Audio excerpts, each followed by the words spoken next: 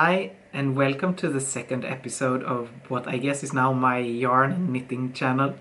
My name is Siggy, I live in the south of Sweden. I've been knitting since I was a little kid, and I guess this is the Siggy Knitting podcast now.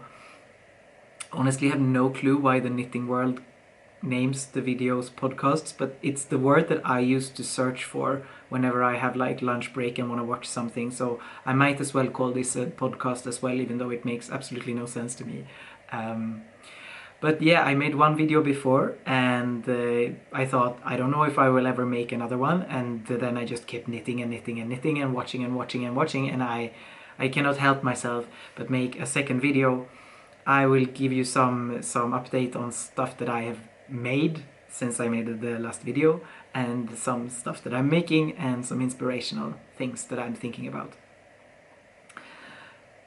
The first thing that I have finished during this period is this scarf. This is a long, this is a long scarf. It's way longer than me. And it is made from a yarn that my mother had at her home and that she didn't want to have anymore.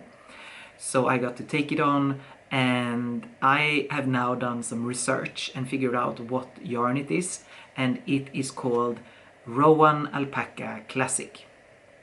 And it is made from this it's the blown kind of yarn. So it has a core made from cotton, and then the fluff or the fibers are alpaca. And the pattern is just, I made up a pattern. It's the what's it called, the Judy's Magic cast on, to create this double-sided tube, and then just forever and ever and ever, and now it's a scarf. And this is probably the favorite thing I've made in a long time. It's absolutely perfect. It came out just exactly the way I wanted it to. It's not too warm, it's not annoying and itchy. I was afraid because I'm not sure how alpaca would feel when it's this many fibers sticking out, and I have no problem with it at all. I just love this scarf. I've gotten compliments on it, and I brag every single time, and I say I made it myself. The best thing about it is I made it myself, and I love the color. I don't think I would have picked this color myself, but now that I have it, I think it looks really flattering on me. So I'm very happy to have this scarf. And now we are in the beginning of spring here, so it's sort of the last, I don't know, you should never say never with the spring weather, but it looks like now that it's not going to be super many days left where I can wear something as thick as this. But I'm just amazed at the niceness of this scarf, and I've worn it every single day, like January, February, March. I love it, I love it, I love it. So that is the thing that I've made for myself that I finished. No, that's the first thing that I made for myself that I finished. Yeah, 100% would recommend making your own round scarf. And this yarn was so nice. I have no idea what it costs because I got it, but lovely product. The second thing that I made was a gift for my friend's child. She mentioned that her child had lost her balaclava, and I said, I have seen a very cute balaclava pattern on the internet, I will make one. So I made the baby bear balaclava from Knitting for Olive, and I made it. I'm imagining there are pictures to my right now of this. I made it in this very thin merino yarn, white merino, which was from Järbo, which is a Swedish yarn brand, and then this rainbow multicolor mohair that I added with it. And I think it became super pretty. My friend says it looks like that she's a tiny bit of candy, like a little candy bear.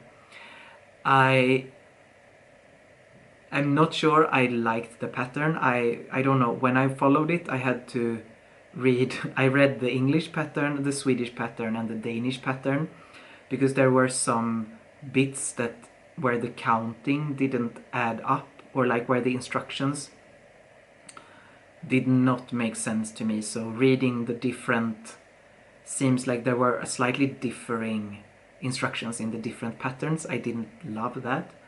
It came out great. I'm very proud. I'm very happy about the finished garment that I made, but it was a bit stressful to follow that pattern.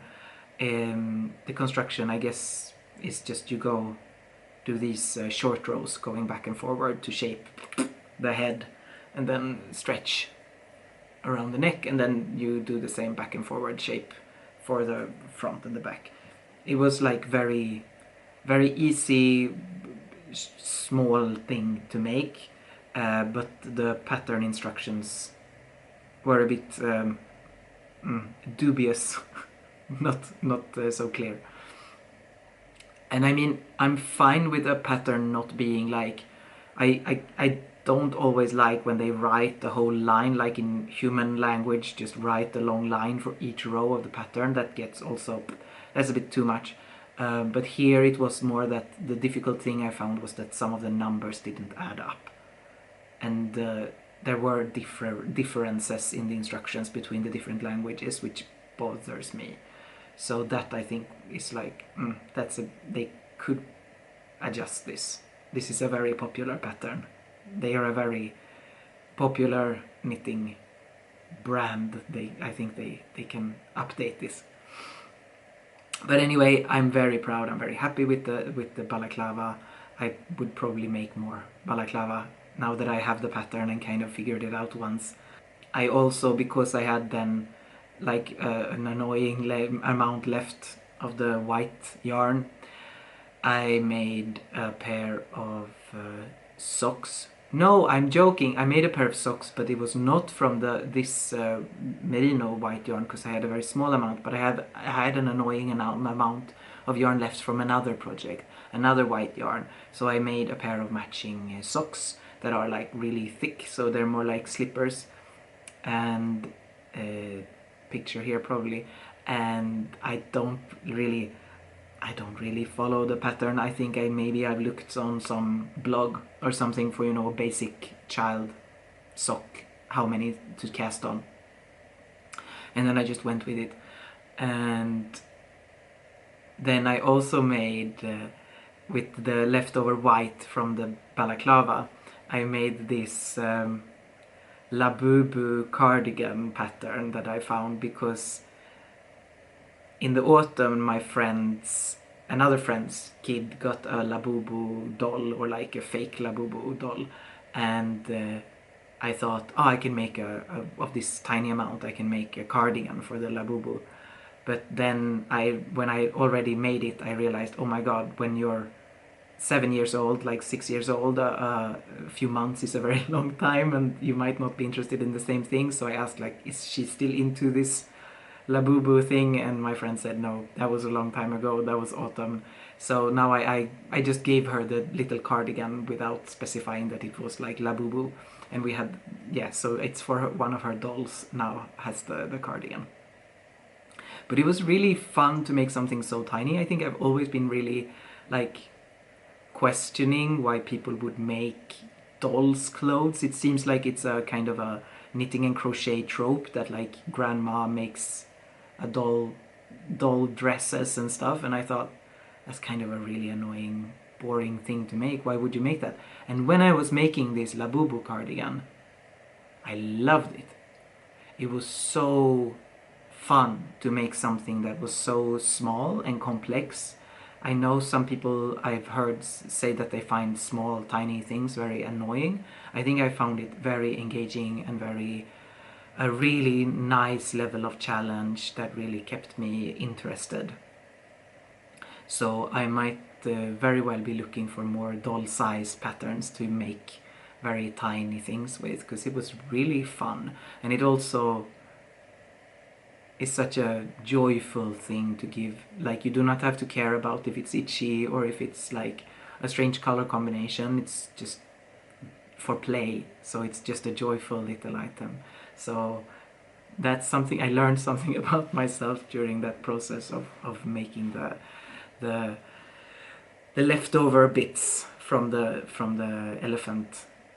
No, not the elephant hood. The baby bear hood. What else did I make? Oh my god, I made socks. And I have them here. I finished them just like a few days ago, maybe a week ago. I made these socks. Maybe we will have a picture on the side with what they look like on my feet. And this is, let me show you closer. This is my camera cut off because it's a shit camera. But so I now have a coffee. Magical coffee appeared. But I was telling you about the sock pattern. I use this from Crazy Sock Lady Designs. It's a DK vanilla sock. And it is made from the yarns. This is Rauma Fivel. And this is, I don't know, this is like a random stripe of some yellowy green yarn. And then this is Hedgehog Fibers DK yarn. This is merino, this is some Norwegian wool, and this, no idea.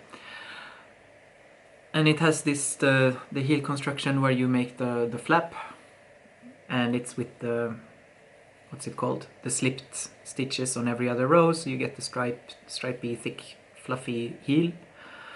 And I quite like them. I had some, like I made and remade and restarted and redid this sock like 5 times. I made from like all the way down to the heel, and then I restarted all the way down to here and restarted, because I was really trying with different colors, different stripes, different variations on how to make this variegated yarn less overwhelming for me. Like, I'm not a variegated yarn person, and I'm not very much a colorful, color-wearing person either. So I bought this, and I guess this is why most people purchase variegated yarns, is because the thing of yarn was, it was so beautiful. I mean, I love all the colors. The colors that comes through the camera are not really giving it a good justice, because it's such a depth of beauty in all of these colors. But knit up, this is quite chaotic to me. I think what I have learned is that if I ever purchase variegated yarns, I need to use the ones that are quite few colors for it not to feel too intense.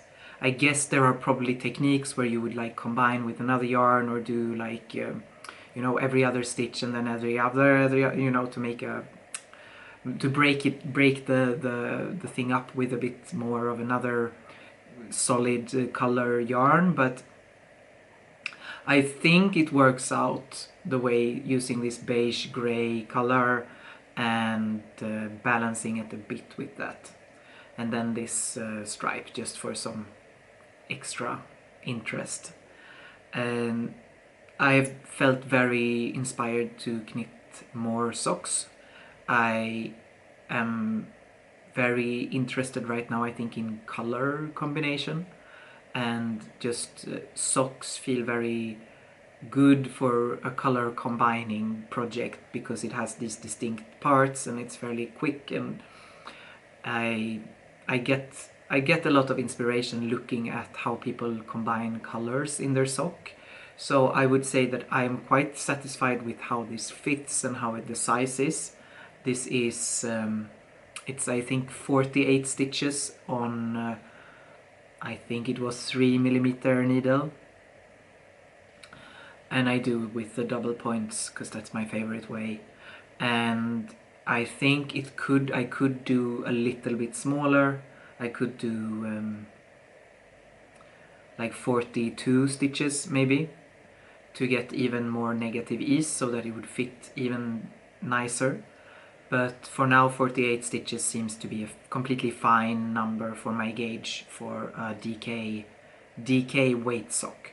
And that's another thing that I've been a bit, I don't know, these names of yarn, it doesn't really exist in Sweden. In Sweden it's mostly just named, you know, you refer to yarns by how many meters per 100 grams or how many meters per 50 grams. And I know that's usually on the tag also, but the common language in podcasts and in Ravelry and in speaking about yarn on the internet seems to be these names, the DK, the fingering, etc. Worsted, Aran. And I feel it's really kind of difficult to wrap my head around, because every like chart that I read that translates from number of meters per 100 gram into these different named categories, they are slightly different. I guess I understand that there are differences, like there is one Australian, one British, one for the North Americas, but even within the, I guess, British standard, people define them differently. So I'm finding that quite strange, because this, I think this is 100 meters per 50 grams is this, and it's called DK. This one is also around 100 meters per 50 grams, and this is DK. But then I looked at some other places, and they said no, 100 meters per, like 200 meters per 100 gram would be worsted or Aran weight, and I feel like I don't understand. But anyway, this, I guess, like you can see how this, maybe it's not super visible, but this is a very slippery, nice mohair. It's very smooth. This is a more thick, fluffy Norwegian yarn. I really enjoy knitting with this up here a lot more. This is, I guess this is perfect for like the fact that it's not stinging in the skin, or like it's super soft, but the experience of holding it in the hands feels like it feels almost artificial. It's so smooth, and it's so, I guess it's also like, I'm imagining it's also the color processing makes it even smoother, but for like what it feels like in my hands, not my favorite.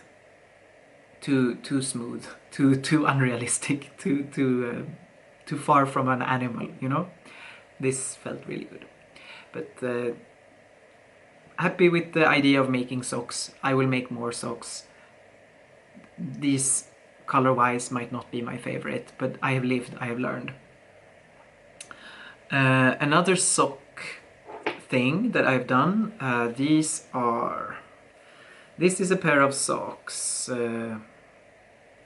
that I made like 4 years ago for my partner. When we got together, they complained that my apartment was very cold, so I made them a pair of socks. This is the Taival pattern by Sari Nordlund, and I have made it in some yarn that is not like intended to be a sock yarn. I don't care, they're for use indoors in my home with like flat, nice floors. But this means that they do break underneath, because the gauge is not also super tight. But then I get to do something that I really love, which is to mend the breaks. So I have mended some new stuff on these. This is something I mended now. These are some old stuff. But I really like that I get to return to these socks. I mean, it's a really pretty sock pattern, but the favorite part for me now is the bottom, and the other one, let's see, it looks like this. They almost become like let me do this sock puppet theater thing. Like, it's the same kind of yarns used here that I used here, but one is like super chaotic and one is really neat. But yeah, here is the heel fix on this one, and this one had a lot more. This one had a lot more parts that had become worn. This is using the same, like here you can see how this the variegated yarn that I used on the other sock. Please focus on this. How it becomes quite a lot more nice when you combine it with a solid yarn. So that might be something I look into in the future. But I love these fixes. Come on, focus. I love the fixes here. But yeah, that's just some kind of upkeep project that I do now and again, is to like fix these socks. And I love it. What else? Notes. I think my camera is gonna die, so let's take a break. So what I have now to present is the stuff that I'm working on and some inspiration.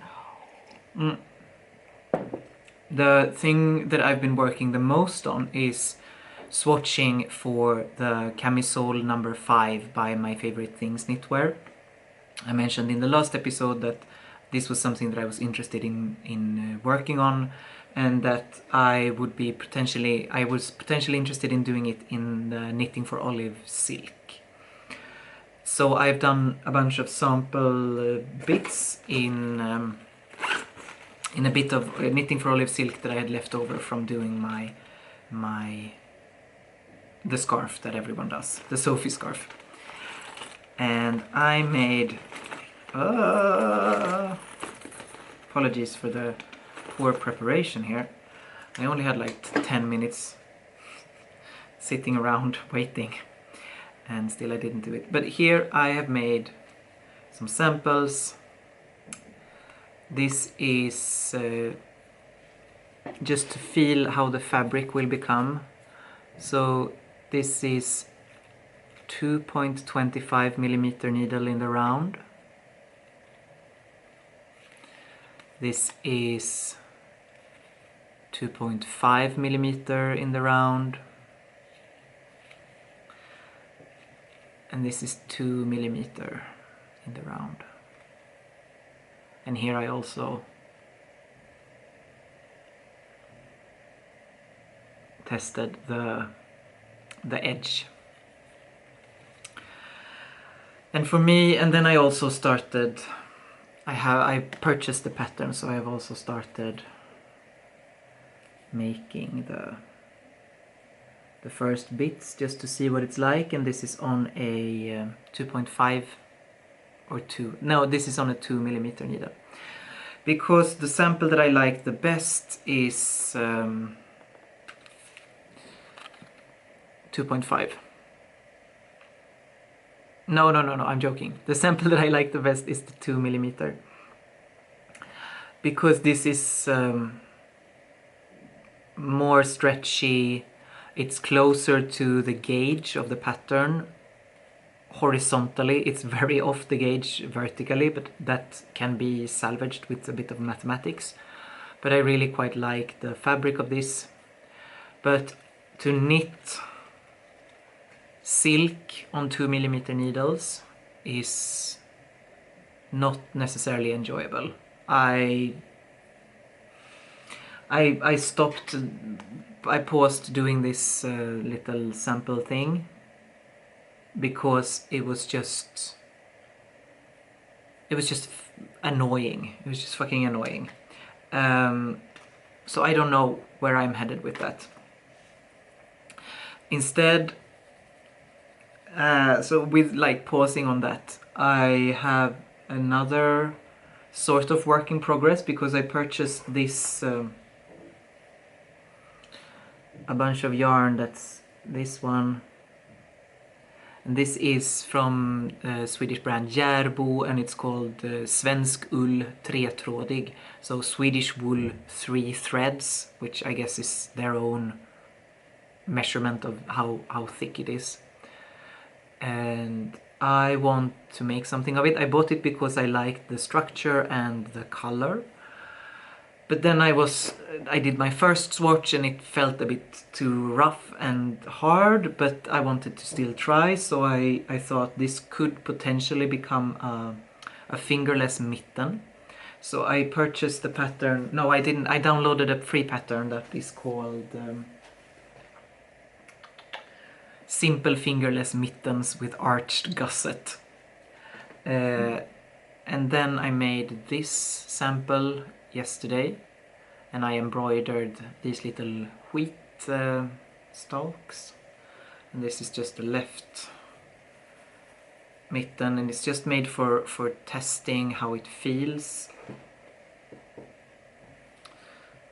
All my yarns here. And it's supposed to, in the pattern it's supposed to be longer here, but I just wanted to see how it felt on the hand. And it feels quite okay, I think. I have a thread here that's caught in my fingers. It feels okay itch-wise.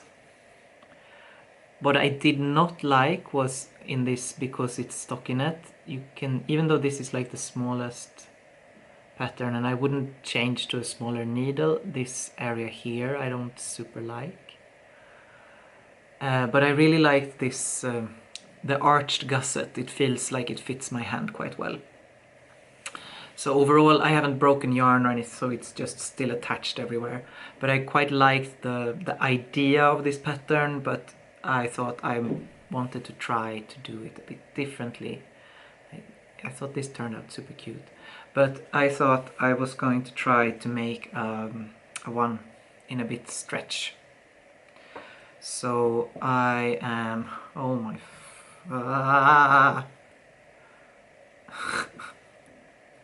today, because I don't work, I'm off from work today, I started making this version. It's like not from a pattern, it's just sort of building the same idea of the arched gusset, but with 3-to-1 ribbing instead, and I like this a lot more. I really like this. And this, I didn't think about this, but it makes sense that when the fabric is pressing quite more towards the skin, it doesn't feel as itchy. Or like, I wouldn't say that it was super itchy in this version either, but this is even less, and it's just sitting at the hand, and I think it's quite nice. So I'm probably going to undo this, because this is just a prototype to see, and I'm going to undo this and then redo it like longer and make it the full thing. And I thought maybe I would do either a crochet or some tiny knitting of like on much smaller needles, and do like a different color edge, either here or up here, because I think, I don't know, there's something about my brain just really being into combining colors at the moment. So that's something I'm working on. So stuff that's kind of inspiring me right now, I just was at the library today and I picked up a bunch of books related to knitting. The second Läkebagger book, it seems fun. This book, Tvåensstickat, it's about a way of knitting that is done traditionally or historically in some parts of Sweden, where you knit with, like when you do a Latvian braid, but you do that, so all of this has like Latvian braids on the back. It's like super dense, super cool style of knitting that becomes really durable. This one that has patterns from different known Swedish fairy tales or children's books, and this one which is about dyeing yarn with plants, and also has some patterns. I thought those were cool, and I have been really just looking so much, maybe I'll put some pictures here, on like pictures of colorful socks and colorful yarn combinations, and I think in a couple of weekends there's going to be this yarn craft quilt fair in close to me, and I will go there, I think.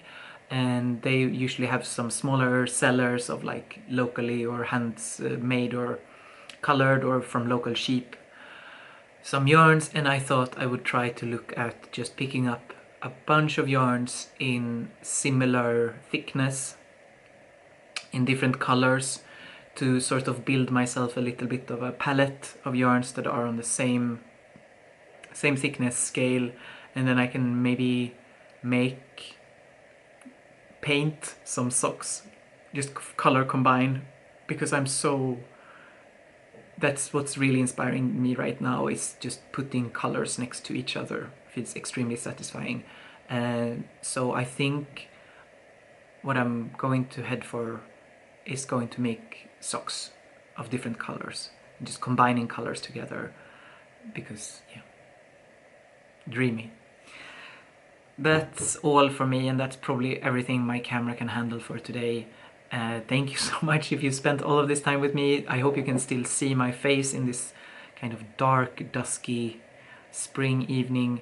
Cheers to you. I hope to see you the next time. I don't know when, but there will be knitting. Goodbye and take care.